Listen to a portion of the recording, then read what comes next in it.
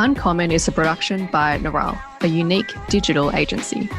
Neuralle specialises in content production in the areas that matter most to your content strategy, across podcast production, video production, and social media. If you want to increase your conversion or grow your brand trust, head to neuralle.com to request a callback. That's neuralle.com. My name's Jordan Michaelides and I'm the host of Uncommon, a show that asks the why on business, current affairs, media, and sport. If you like this episode, do of course like and subscribe. This will help the YouTube algorithm work out whether you like this type of content. To find all previous guests, just head to neuralle.com/uncommon.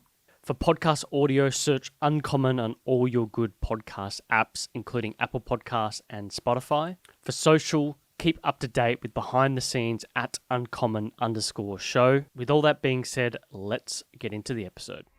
My guest this week is Erika Geraerts, founder of cosmetic brand Fluff, co-founder of Frank Body, Willow Blake, and Little Big Sugar Salt, and a sometime author of a little book called Me Too. When I said that I had dirt from Aiden, I was pulling your leg a little bit because in typical Aiden fashion, he will either reply immediately or call me or disappear for 24 to 48 hours. So I was hurriedly texting him this morning and all he texted me was croissant at Marion or toast at Napier Quarter, ?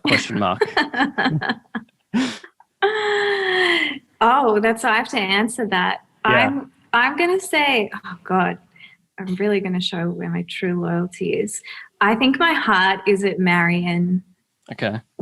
Can you explain this to the audience? Sorry, Simon, who owns Napier Quarter. Oh, there's just like three places that I go to. I'm a creature of habit in many ways, and I often have breakfasts or dinners at either Marion or Napier Quarter with my friends, and that's just, I always make them come to me, and it's one of those two places.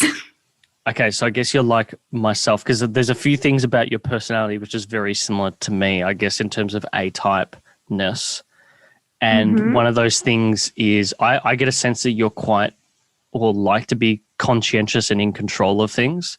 So that's a control where freak. Yeah. Yes. So that's where that makes a lot of sense because I love trying new food. It's great. It's sort of my favorite thing, but I also love controlling the risk of a shit meal. Yeah. Same. So like every Friday, I always go to the same cafe around the corner in East Melbourne. How many places do you have like that? It was whittled down to a very small list. Okay. And if someone suggests something new, I'm open to it. But there's people that I fully trust their recommendation and won't look into it. But then there's other people where I need to challenge them on their Aiden one of those people? I think Aiden knows what I like now. So he suggests things that are within a good, that are acceptable. Yeah. I got to thank Adam. He came to my rescue because the only things I had as openers were the quote that you mostly write emails and then something about equal amounts of plants, dogs, good friends, and good food and coffee. So I was sort of I was struggling there, but that is good. I've never been to Marion. I've never been at all. So missing out. I'll have to go check it out. We could spend this whole podcast just debating Melbourne's best restaurants if you like. Yes, the best cuisines, best restaurants. You as a kid, you're a fraternal twin. Yes. What's sort of your earliest memory of your childhood? This is becoming my favorite question because a year ago I would have told you I have very little memories from my childhood, but having spent almost a year in therapy now, I have gotten a lot better at understanding my experience as a kid and memories coming back. I think I was just a very curious kid, like whether I was on my own or being surrounded by other people. I just loved asking questions and was very like playful in nature. but I've always loved stories and books. And that's one of actually memories that has come back to me, in that it was a very specific thing in which my parents would always read a book to me before I went to bed, which I'm sure happens for every child. But I think when my parents split up as well, that was like a very sacred time for me, when my dad would come back and visit and read to me. So that element of storytelling has actually stayed with me, and obviously has quite a significant meaning in my career, but I had never put those two together. Yeah. I have a similar thing where I love stories, but the reason I loved stories was so growing up in a Greek family, it was a very patriarchal family. And then unfortunately my grandpa died at actually a young age, for me at least. I was 5 or 6. And so my grandmother took over that role, and it flipped, but it was always the table was sort of like the center of influence. And you would always have these loud conversations. And I think my partner, when she first came into our family, was a bit shell-shocked by it, like culturally very, very different. But there was always these moments of like hushness when someone would have like a really deep and meaningful story. Like maybe we'd be debating about footy and it got into politics, and then somehow it became the meaning of life. Like it was always something like that. And that's what I loved about it. Was it anything like that, or is it like more of an escapism? I think escapism was definitely a big part of it. And I think that stories or story time represented this beautiful, undramatic quality time with my family. And so I really attached to the stories that I was reading. And I had a lot of like fairy tales when I was little. And there was one book, I still have it, and it's called The Angel and the Soldier Boy, and there's no writing. It's just a beautifully illustrated book. And so my dad would make up the story each time. And so that probably fostered this like creativity and also like imagination.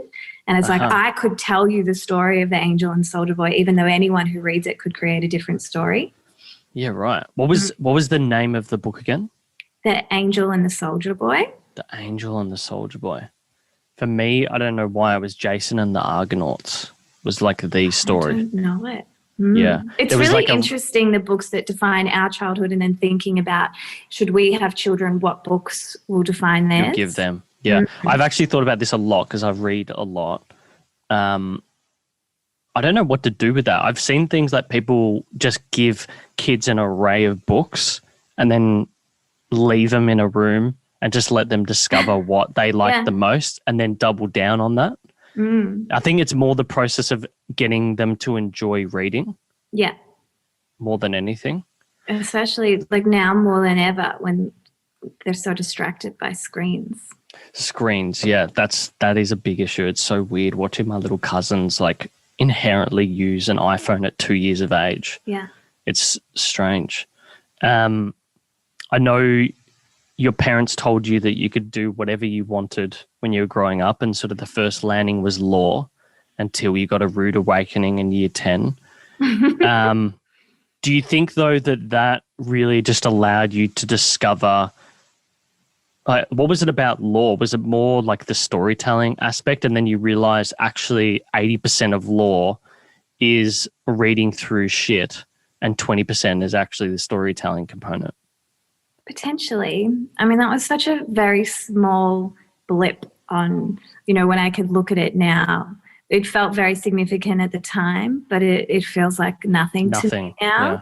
But, when you're growing up and having to make these decisions in high school and having to pick a place to do work experience, you're just going by what feels right at the time, and what you're told by society might be a successful career and what you have somewhat of an interest in, and then when you have connections to someone in a workplace.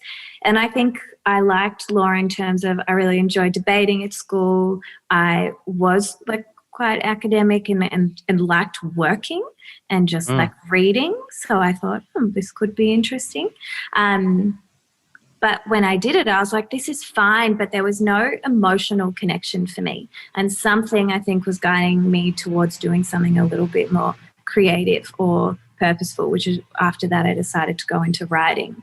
And so I personally just didn't find that creative, I guess, stimulus in law. Was there like a familial push to do law? Because like for me, I did accounting because my dad was like a fourth generation printer and talked about how doing a trade was laborious, and he would always talk it down and talk up a profession. I don't know if that's just like I speak to all my Greek friends and Lebanese friends growing up. It was always you had to be a professional of some type, like an accountant or a lawyer. Well, it was a secure path. Yeah, it was very secure. It was stable, and that's what most parents and even we might want for our children, is just some sense of stability. I don't know many parents, or I don't know if I would be the parent to say, yeah, I really hope you just choose a life of instability and risk and financial worry and stress and pressure. Like, go for that. Yeah. So you can see why people would point them in that direction. And also maybe I just watched too much Ally McBeal. Okay, so all of these forces combined. Ally McBeal was your thing, not Law and Order, SVU or anything like that? All right, I reckon I watched a few episodes of SVU, but yeah, definitely loved Ally McBeal. Yeah, Ally McBeal, that was that on Channel 7? I can't even God, that feels like a classic. I remember that was like on reasonably late. Yes. And it'd be one of those things that you'd record and watch like the next day. God, I'm showing my age there. I know. I feel like VCRs. That was the shit, kids. I got from a few interviews that sort of hard work seems to be the bread and butter of your family. I mean, your mum, she pops out 2 twins and then is back to work pretty soon afterwards, it seems. What personality traits do you think you pulled from your parents? Like, what do you shudder at the moment when you sort of like, oh my God, I'm like mum, I'm like dad with this certain thing? Yeah, I'm definitely my mother's daughter, like so much, and it pains me at times how similar we are in our stubbornness and our work ethic and our kind of commitment to being independent and not wanting help and wanting to control our own environments. And yeah, my dad is a lot more, he's a child in a 60-something-year-old's body. He's so playful, so loving, so emotional. And that's definitely in me, but it's something that I push down, I would say, and that I'm trying to embrace more. And it's a nice combination, to be honest, with my parents, and just understanding when I can lean into one as opposed to the other. Yeah. Yeah, that is nice when you got one of those parents who I feel like I have something similar with my parents, although it's my mum who's definitely the more playful one. My dad's very serious. Did you find that like you were sort of looking for approval from one parent more than the other growing up? I think I was like, my dad was so playful and we had this like childlike friendship. And so I think I was always looking for that to be maintained, like this friendship and this fun. Whereas my mum, it was probably more around work and validation around achievement. But it didn't feel like too much pressure. Like I would never have said, oh, my parents were forceful or expected a whole lot of me. They were very encouraging. And I always say, like, they enrolled me in absolutely everything, but they didn't push me to do anything, which I lamented for a while because I was like, I could have been this, I could have been that if you just made me work harder. But I'm, in hindsight, very grateful that they weren't forceful and just said, cool, you'll be drawn to what you want to be drawn to. Go with it, yeah. Well, it seems like you were drawn at least to writing. I read here, obviously you went to Star, so you probably grew up in a similar area to myself. The Bayside bubble. But the Bayside bubble, yeah. Where did you grow up? I was Bentley, Moorabbin, then we moved to Brighton when I was like 14.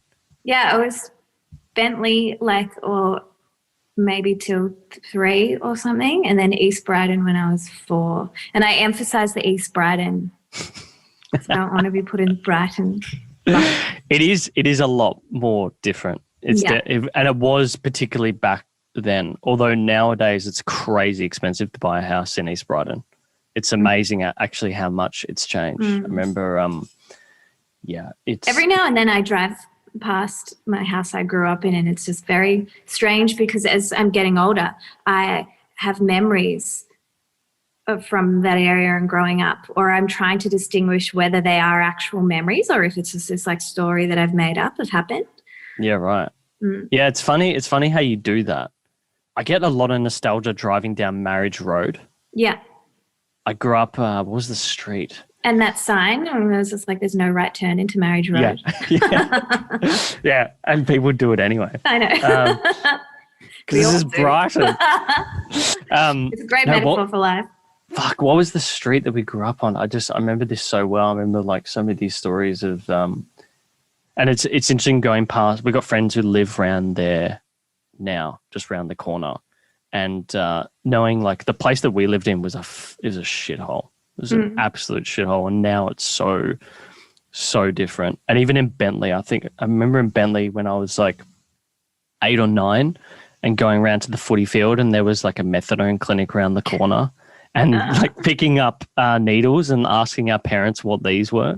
Like that was, it's changed so much now. So much.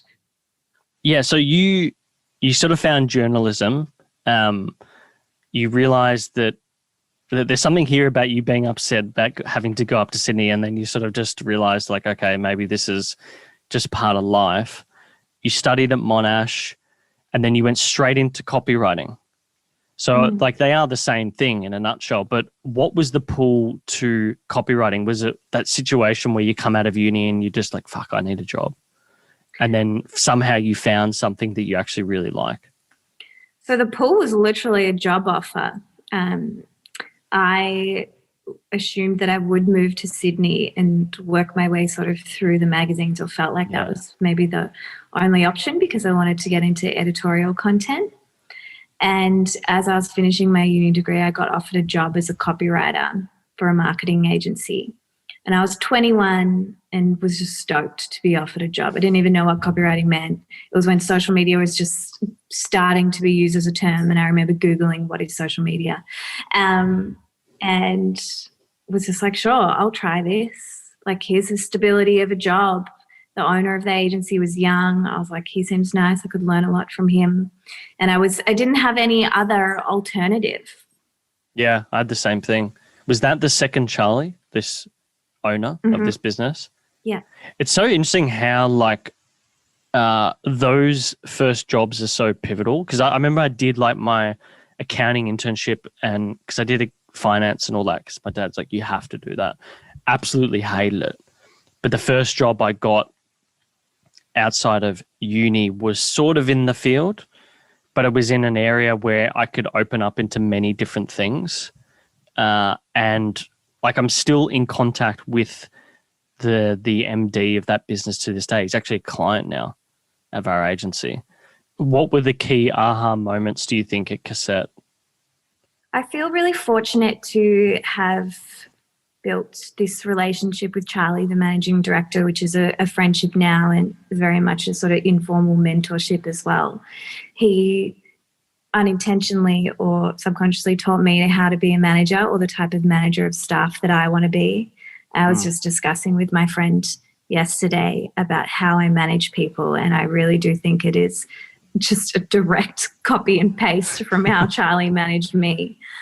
So that was really great. And then just this sort of curiosity for learning and trying things and being open to change, and then just interacting with people and feedback and listening was one of the biggest skills I think he taught me in the first year of working at Cassette. So when you were talking about this boss and how pivotal it was, it got me thinking that resignation must have been really hard. Very. But Charlie is very intuitive, and he knew. And I actually remember it felt like this mutual resignation / firing. I was like, you don't even really want me here, do you? And he was just like, yeah. It was like he knew there was more in me. And I always said he was the best and worst boss or first influence, in that he taught me everything I knew, except he started his business when he was 19. So at 21, I felt like I was behind the 8 ball, and I was like, you've made me want to start my own business. Yeah. He created a monster. Yeah, I am the monster. And that's why now I call him, and when I ask him for advice, I'm like, you did this to me. You have to deal with these questions. Yeah, I remember resigning to my boss, Chris, at that time. It was like the worst. It was the worst thing ever. It's probably the worst resignation I've ever had to give. Resignations are hard, and just very talking hard to your bosses about how you're feeling or where you want to go. But I've even said to my staff, like, it's a very strange thought that we feel like we owe our bosses that ongoing commitment. Like, you have responsibilities as an employee, yes, but it's crazy to think that you will, grow old and die within one company. Like, it's a natural progression that at some point you will leave. But why are those conversations so hard to have? Well, I'd say it's because there's a tribal element to it as well. Like, this is your tribe. It's why when you resign and that in-between period of starting in a new job is filled with uncertainty until you start that new job and you're like, right, okay, I did make the decision, but the right decision, but sometimes you don't. Sometimes you go to a new workplace, it's like, this place is fucked. So I can totally understand that. That's what, at least what I've felt when I've been at places. How did he feel when he found out you founded an agency? Although it's not a direct competitor, it's in a similar area. Yeah. Well, I mean, the whole reason that I ended up working in cassette was because I entered a competition to have a website built, which was pitching this written editorial platform that would one day become an agency. So it was like he knew. And Charlie and I had conversations about that total honesty between employees and employers, and this idea of communicating your exit strategy, which is something I discuss with my staff. When they start, I say, tell me when you want to leave. And they're like, what do you mean? And I say, well, how long do you want to be here? Like, I don't expect you to be here till you die. If you want to be the CEO of a fashion house in 5 years' time, let me know and I'll try and help you get there. I'll help you grow to that position so that you can leave with those skills. And then also, it's not a surprise when you decide that you want to leave. And I can factor that into my business pipeline. Yeah. And I think that's something I suggest to a lot of people. Like, try and factor that into your employees, like pathways, so that you can set each other's expectations and manage them. Yeah, that is really good. I quite like that. As part of that, like, what are the goals that someone may have in the company over their period of time? You can align what they want to do. Because there's always that, like, you just know, I know for a fact of having been an employee and being an employer, there's always a little bit of a veil there. Mm-hmm. You're always holding something back, at least for myself, because, I wanted to found a business or run a business. It's very hard in a company to tell someone that, because they're just going to think, oh, well, this person's fucking off. And so why would I put this time into them? But I think by putting it out there, getting a bit of vulnerability out there, you sort of dispel it straight away. Yeah, and it's mutually beneficial. You can be like, cool, you want to be CEO or you want to start your own media agency? Well, I'm going to train you up to have the skills to do that. But in getting those skills, it's going to benefit me for the first 5 years. Yeah. When you founded Willow and Blake, I think this was 2012, who were the first clients that bet on you? So I remember Jess, Bree and I making this decision to go through every one of our Facebook friends and see or understand who had a business, and then just message them and say, hey, we'll write for you for free. And there were a few people who really backed us, probably first and foremost with Christian Klein, another Bayside guy who you might know, who decided to bring something like 20,000 jelly bean sandals from China to Australia. And we were like, well, we'll do the social for you. Like, we'll make it work. And he was just like, great, sure. And that was our first foray into social media and tone of voice development and just strategy across influencers, all of that. Like, that was our first deep dive, and he let us do everything. And Christian's still a good friend of mine, and obviously he's gone on to do a lot in the Melbourne hospitality scene and we chat every now and then and laugh about kind of where we're at with business and where we've been. And we met when we were 17 on bloody nightclub dance floors. So that's been a really interesting journey as well. But I think he has an incredible work ethic, and his business mind and his creative mind is always on. And yes, he was one of the first people who bet on us and allowed us to try new things. What was the nightclub that you guys met at? I reckon we probably met through, I mean, there's so many. When I was like 17, 18, I was dating a promoter, so I went to all that. It was between like Play School, Motel, Cushion. Play School. Just the ones that we all went to, you know? Yeah. Time. I was trying to, like, he was prominent. That classic, there was always this photo on his Facebook profile of like dark background and like a smiley face or like a lit up face. It's had even the edgy or the Bowie. I'm like, wow, the edgy. Takes me back. Yeah, the edgy. I remember the best ever night I had out, even though I was still underage at the time, was a night at the edgy. It was the best Wednesday night, and it was Prosser, blonde haired guy. Oh god, yeah. This is the days of like Stevie. Yeah.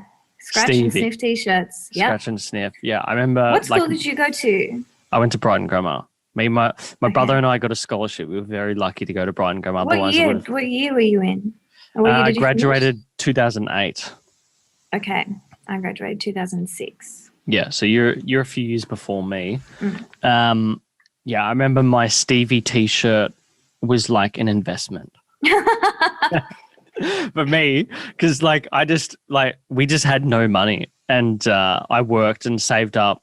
I worked at Hungry Jack's. I saved up for this shirt, and it was like it would only come out on like Friday, Saturday nights. Yeah, and it was the same fucking shirt, and I got so much shit for it because I was not in the popular group at all until like, you know, year 9 or 10, and then I had this fucking same t-shirt. Yeah. Those are the days. So Aiden, I'm not sure how long you worked with him, but the two of you, somewhat similar backgrounds. I mean, he went to RMIT. I know you did journalism. He did some form of architecture, then got into writing and went into his own business as well. So there's some similarity there in terms of going out on your own. But then he came and worked for you guys. And I guess I was interested, what was sort of the because I think Willow and Blake really defined him in terms of creative. You guys not write in a similar way, but you have a tone of voice that is very overt as well. It's very distinct. So I'm guessing there's been something that's been imparted there. So what was sort of the main thing that you wanted to put on him as a creative? Like, was there a one-liner that you gave him over the years? Oh, we've had many long conversations. No, probably one-lines, to be honest. But Aiden and I had a really great working relationship, and I loved bouncing ideas off of each other. Like, some of my favorite clients that I worked on was Aiden and I specifically on jobs, and we would typically come up with the idea in the first 5 or 10 minutes. Like, we had such a good creative chemistry, especially in the initial idea sort of strategy or workshop sessions. And then it was just about sort of rolling it out. And I think one of the things that I have learned and still am learning throughout my career is like, it can't just be the idea. It's about the rollout of the idea and really making sure it's informed and that it makes sense. And Aiden and I think both typically are drawn to that initial idea stage and then don't want to do a lot of the work that comes after it. Yeah, right. But it was about committing to that, you know, putting the hours onto the keyboard, and because what comes out of that is actually really strong and something to be proud of. But I think we both have a natural resistance and aversion to that. That's so funny, because that makes sense why he has a whole cadre of copywriters in a White Fox marketing now. He's just the guy that, okay, like, let's brainstorm some ideas and then you go do it. That's so funny. Well, we're big picture people. Yeah. And this is what I'm learning to. Like, I'm not great with detail. I get quite fatigued with detail, but I'm very good at sort of, walking to a room being like, it's this, and then leaving. Yeah. But I am learning that there has to be a little bit of compromise there. And I learn a lot from, I guess, going into the trenches of detail. And it's something that I'm trying to put more energy into. Yeah, well, that was the thing I was trying to work out, because there was in a few interviews that part of your process for good copy is knowing your customer and talking like they do. And I just think that in this case, when we do these interviews, the only way to do that is you just have to consume everything. You must become like a machine of media consumption, and then your brain will just figure it out in the process. Sometimes you'll be thinking about it in the shower. Eventually, like with most interviews, it takes me 3 days to put the notes together because I'm letting my brain sort through all the shit. Is that sort of how your process works? Are you just consuming everything and iterating that over time and saying this is the right fit and this is how it should look? Mm-hmm. Yeah. I never would have thought this was my thing, but upon reflecting, I really understand that that's where all my time goes. Yeah. I don't have a TV. I'd say I watch people, and people find that fascinating. They're like, what do you do with your time? And sometimes I'm like, I don't know where my time goes. Read. I read a lot, and usually I don't read much fiction at all, to be honest. Like, it's so always spent trying to understand humans and understand their behavior, or understand the people who started something and what drives them. And it's funny because now when people ask what I do, I feel quite uncomfortable saying that I have a beauty brand or a makeup company. That doesn't feel like what I'm doing. I feel like I am talking to people and trying to understand them. And this time around, the vehicle to do that is makeup. In the past it was a cafe, and then it was a writing agency, and before it was a skincare line. It's just been these different avenues that I've been pulled in that have helped me understand people and why they buy what they buy, like why they consume what they consume, how they see themselves. And so it's a really interesting journey for me, but that's what I obsess over, is just like people and what they're thinking about and what they're doing. Yeah. So you're a black box, you're an AI. It's machine learning in the form of Erika, and there's no deciphering what is the actual particular process. It just comes in and something good comes out. Yeah. Ideally. And that's probably a lot of people are like, oh, you've done a lot of things. And I don't look at it that way. I'm just like, I've just been pulled in different directions over time. Like, my energy wants to go there and I do it. Yeah.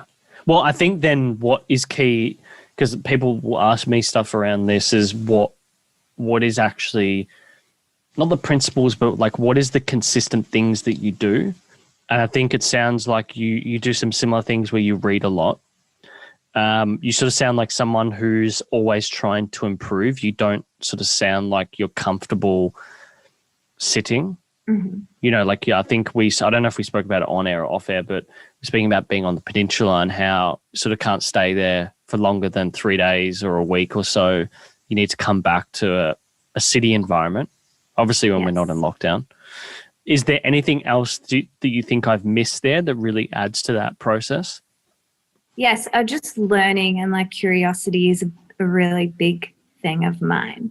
I'm always asking why, which is very frustrating for people. And, I'm sort of, I can't remember the last time I went on a holiday just to stop or holiday. I really enjoy traveling whilst working. Or I just feel like there is so much to learn about the world. And I don't understand people who don't have that inquisitiveness or curiosity. Each to their own, but I am more drawn to people who are kind of always questioning. That is who you are. What have you been reading recently then? So I just finished a short collection of essays by Audre Lorde. It's called The Master's Tools Will Never Dismantle the Master's House. And she's a Black feminist, and it's just like a little 50-page short story. That was really beautiful. And then I've just started reading The Body Keeps the Score, which is all about trauma and trauma residing in the body and how to deal with all different types of trauma, because I'm very interested in psychology and therapy and intergenerational trauma at the moment, based on like what I've been learning in therapy. Yeah. And I just find that fascinating. And probably because there's so many gaps in my childhood, or just understanding the parts of people and why we are the way we are. And trauma is a very loaded word, and it sounds quite aggressive, but it's like we all carry past experiences, and understanding how that defines us and how that impacts our behavior and our relationships is fascinating me. So I've been diving deep into that world. Yeah. I finished The Will to Change, which is an incredible book on men, masculinity, and love. Mm-hmm. Highly recommend. The Dance of Intimacy, which is very interesting as well. So the only fiction I really read is like children's books, weirdly. Right. And I'm obsessed with classic Winnie the Pooh, A.A. Milne, and I always go back to that. Okay. Do you, with your books, do you prefer physical books? Yes. Okay. Okay. I have an aversion because I spend so much time on the screen. I cannot do a Kindle. And then I read a lot of online content, so it's like I love my bookshelf. Yeah, I really, really struggle with that. One of my biggest dilemmas in life is carrying around too many books when traveling. I collect books when I travel. Yeah. And I hate myself for it because my luggage is so heavy. But yeah, that's the big issue, is it takes up a lot of space. I think, though, I assign memories to books. And so a lot of books I'm like, I bought this in New York. I bought this in Copenhagen. And I remember the store I bought it from. And I remember the shopkeeper and the conversation we had. Or any books that I just order over online, like there's not that sentimental value. It's crazy. Like I realize how much sort of sentiment I put into books. And it probably goes back to my dad and like reading, like I assign memories to it. So do you find that you have quite a mnemonic memory then? Like everything that is do you have a very good memory? For some things, yes. But like a lot of my friends laugh because I have this argument that everything you own should be an extension of yourself.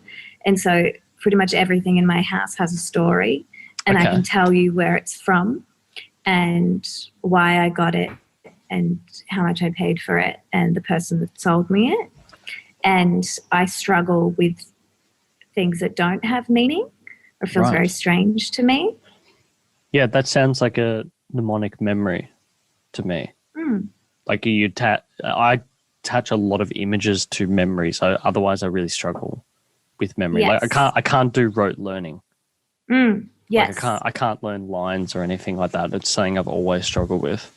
You mentioned before about therapy. You know, I agree. Psychology is fascinating, particularly when you go and see a psychologist. I don't know if you read the DSM, but that is no. That is a very interesting read. But it brings me to a point. One of these things that I wrote about was found a life. So I've read all of your Medium blog posts or journals, which was very, very interesting. It felt a little bit naughty. It felt like I would found my sister's diary or something like that. And I shouldn't be reading this thing.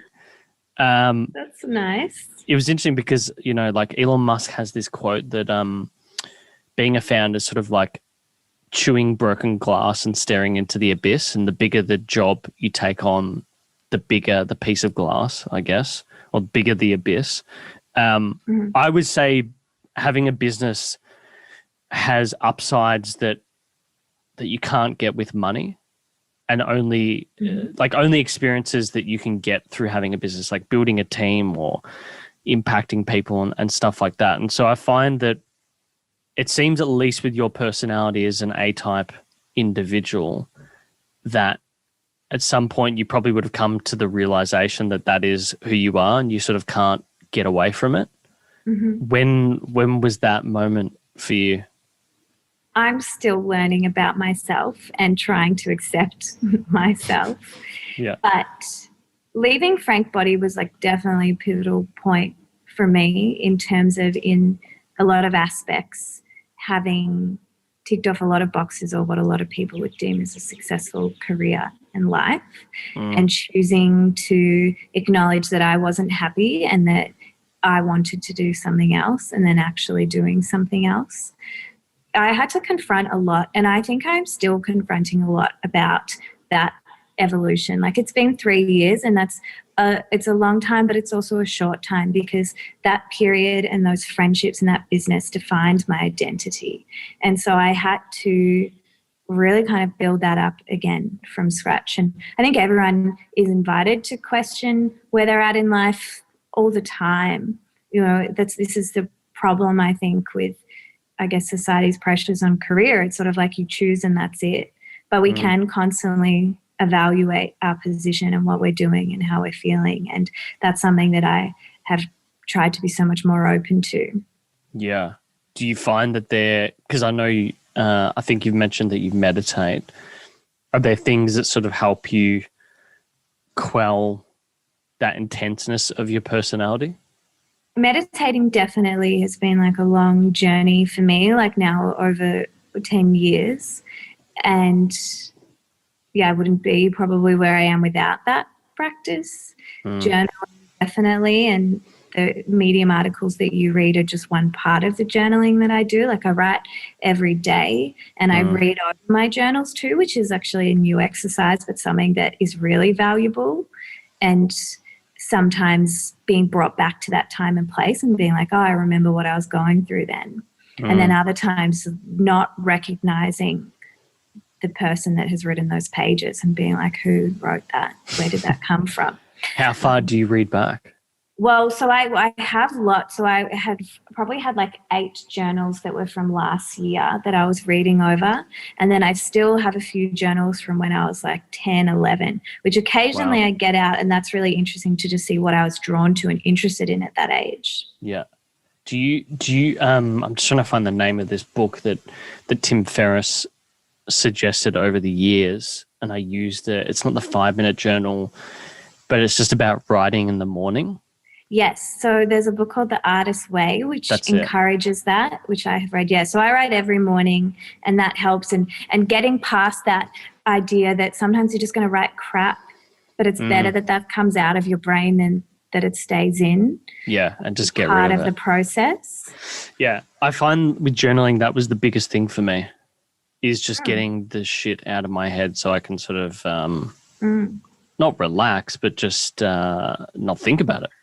And whether that's like personally or whether it's creatively with work, and that was something I encouraged with Aiden too. I was like, we have to write 100 shit names and 100 shit taglines before we get to something good. But trying to remove that like fear or shame around a bad idea or a bad tagline, it's like get it out to make room for the good ideas. Yeah. Yeah, that is, I think, an incredibly important process. I feel like a lot of creatives skip that. They don't realize like you need to spend a lot of hours just pumping stuff out. Yeah, one of my favorite quotes is from Hemingway, and he's just like, when someone was like, how do you write? And he said, I sit at the typewriter until I bleed. And sometimes you've got to do that. Yeah. And I have done that online. So I have sat and stared at my computer for 4 hours, and then in the last 15 minutes, the idea comes to me. And it might not have come without those 4 hours beforehand. Yeah. Speaking of sitting at the typewriter and writing until you bleed, I found it really interesting, the exit from Frank. I sort of, as you've said or hinted to, you had a sort of a moment there where you were like, okay, I'm changing. I need to move on and do something else. You had that holiday for 4 months, I think it was. And then it seemed like the typewriter at least was calling you back. And I guess within 12 months, Fluff had come about. It's really interesting. I think the branding is very, very good. It's very Apple-esque. I don't know what it is. I feel like is it the modularness of the inserts that gives you potential to do things? And that's when I was thinking, like, what sort of, what did you see as the greatest upside in this business? Is it that the product is almost like a platform, or is it that you can own the entire supply chain with this Fluff standard that you've coined a few times? What do you sort of see as the biggest upside at the moment? Fluff is such an interesting journey for me because it's such an experiment.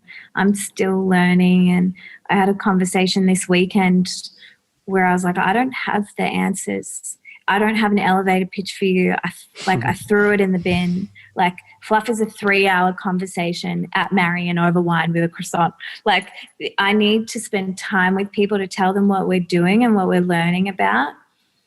And when I started, I was like, there has to be more than what's happening in beauty. So our biggest reason for being, or what we say we're trying to discuss, is that the future of beauty is more than makeup.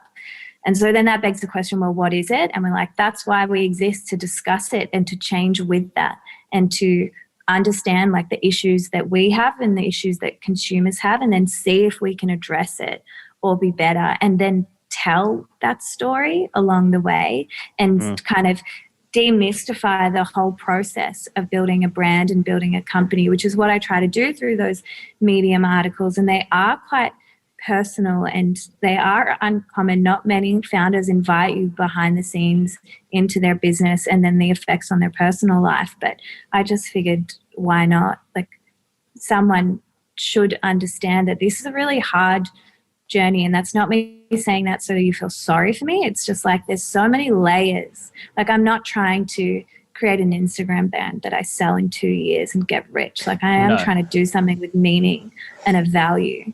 Yeah. But the rest of the world, or the rest of the industry, is not really in favor of creating value over a long period of time. Like, they're looking for fast, cheap wins. Yeah. Yeah, I think you sort of you hinted at that with Frank Body. There was an interview there somewhere where you mentioned that you had not all the money in the world, but you had more money and you were lacking something at the time. This is before Fluff came about. So I feel like this is where the gap was, and maybe this is what Fluff is. That thing. Because that's an interesting part. Maybe that's the control freak element. Maybe that's why you didn't have that with Frank Body. Maybe now that you have not complete control, but Fluff is you and you are Fluff, maybe it's one of those things that you look at it and you go, okay, I could do this for 20, 30 years. Definitely. I think there's an element of control in that I feel like I'm guiding or steering the ship more, whereas Frank Body was sort of just like going in a direction, like the waters were taking us there and we almost just had to roll with it. And we sort of started as just this fun side project. There wasn't that initial, like, what are we trying to build? What are we trying to change? And that was just how it happened, and that was fine. But then I had the opportunity to be like, do I want to control this a little bit more? Do I want to derive a little bit more meaning? Can it have meaning? And I will challenge a lot of people that, you know, our work days are a significant part of our lives, and we all have the opportunity to create meaning from it. So why wouldn't we? Yeah, I agree with that for sure. I think one of the interesting things in those blog posts that you wrote about was, I think it was in number 16, and you're talking about, 4 months into your last update, the studio, this is all like COVID related, obviously. The studio was closed so the team can continue on. Everything's remote, yet you're growing, launching new products, some saving the business. Investors are asking for 3-year plans, which I found really interesting. Amidst the pandemic. But this quote was fucking gold. Like, I am 90% sure about where we're going, 70% sure about our messaging, 50% sure about our methods and tools, 25% sure about forecasting, and 0% sure about anything I've just said. Love that. It's true. There's so much can change tomorrow. Yeah. In hindsight to February 2020 and the last 8 months, what do you sort of look back at with fondness over the last 8 months? Because there are some good bits over the last 8 months. Yeah, and we have to find them, otherwise it will be very depressing. And I am very actually grateful for the sort of clarity and the time I've had to stop and assess where Fluff was and where it was going, because we were building up this momentum that I was losing, I think, clarity and control over.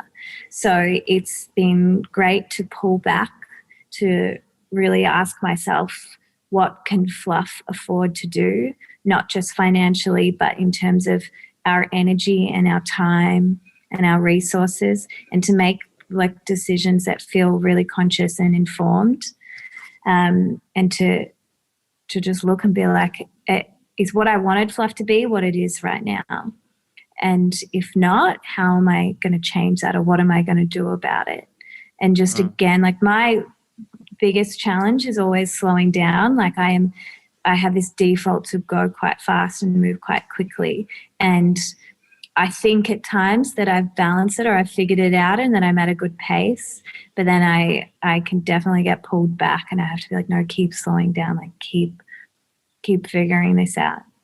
And what do you how do you look at the next 6 months? I know it sort of always sounds like you're asking for a soundbite, but like I just try at the moment. I'm trying to think about every week as it comes. Like I don't know how I can think about. I can't visualize December right now. I can't even visualize being outside of the 5 kilometer bubble. So how are you thinking about that in your head? Are you in a similar mindset?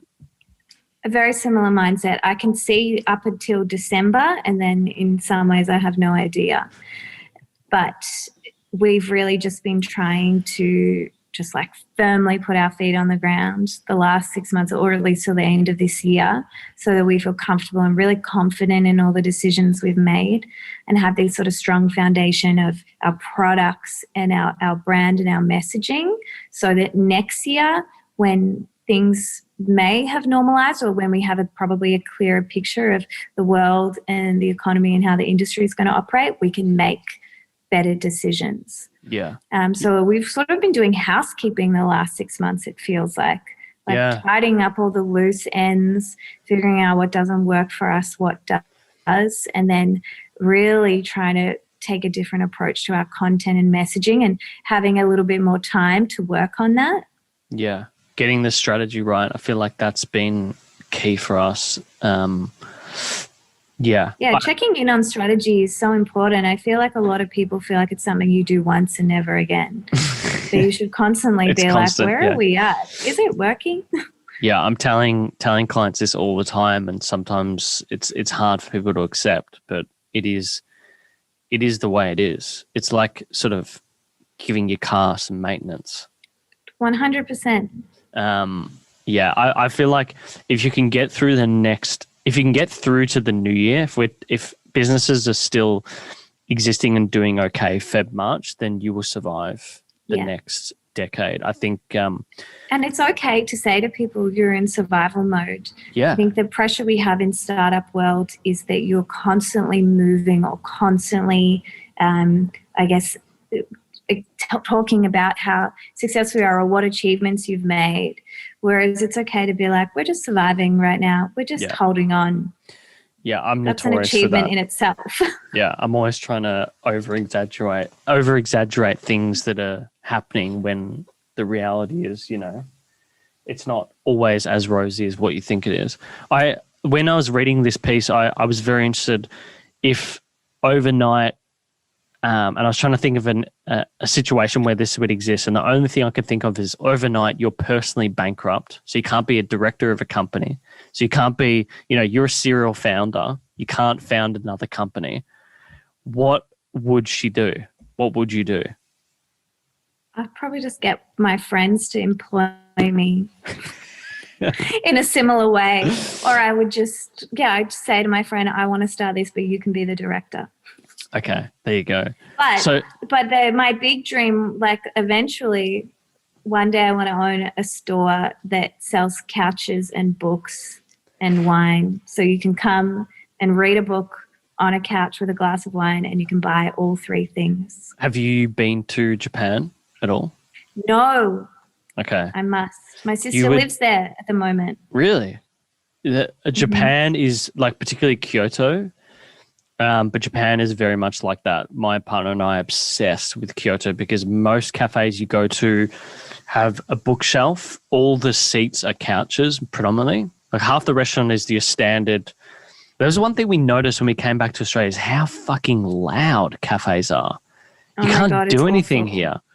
Remember when you'd go out with your parents and they'd be like, it's too loud, I can't hear, and you'd be like, oh God, you're so old. I'm that person now. I'm like, I can't hear anything. Can we leave? Fuck. Yeah, I am that person too. But one of the best things that we did in Kyoto, I'm just trying to think of the cafe we went to. It was a suburban cafe around the corner.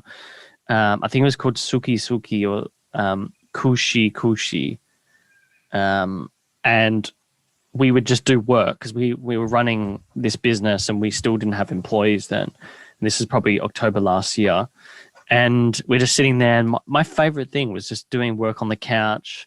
They'd have the one thing the Japanese do really well is perfecting Western cuisine, or like changing, adding a little bit of Japanese flavor to to whatever they're doing. So they would have like this lasagna, and it was so light as a lasagna that you could just demolish it. Because the problem I have with lasagna is like you eat it and you'd be like, oh, like it's just full on. So little things like that, or just even getting spaghetti with chopsticks is a nice different thing. Before we get into these rapid fire questions to finish things off, I've got to ask, you've done a lot of media, a lot of podcasts. What do you get asked regularly that you hate? About Frank Body. Okay, about Frank. No, I think it's slowing down now, which is good. People get it.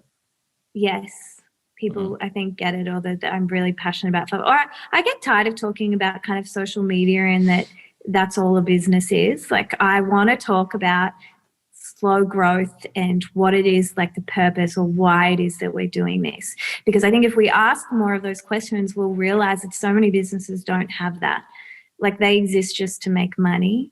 And I'm not opposed to making money. I think money and wealth is just an energy and it rewards people who do good things. But I think consumers are becoming so much more savvy and want to know a story and want to be more conscious about who they're buying from. So that's what I would want people to ask more about.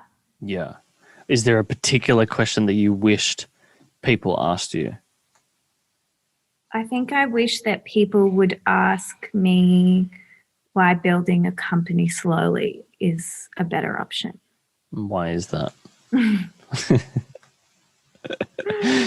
Oh, we need like another 3 hours. What I'm learning is that going slowly it benefits like yourself as a founder. It benefits your consumers and it benefits the world, hopefully, because we have enough crap. And when you go slowly, you actually have to answer like why you exist or why you're doing it. And taking that time, you actually might end up being like, the world does not need this. Yeah. You get to zoom out and be like, what is the point of this? So how do you, because you must struggle with that a lot. How do you temper that? Because as an A-type person, you must be like, grow. I know that like all I do is look at goals and things to do and stuff like that. So how do you stop that? It's the hardest thing ever. It's a daily struggle for me, and I'm lucky that I have a really kind of core group of people that are holding me accountable to this sort of slower pace and who ask me questions and challenge me as to why I'm making certain decisions.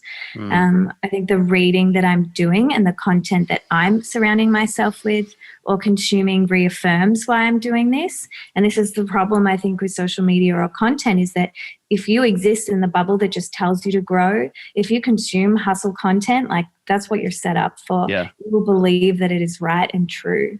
Hustle but porn. there is an alternative, and that's sort of what I am pursuing and wanting to share with people, and I want that to be the more common narrative.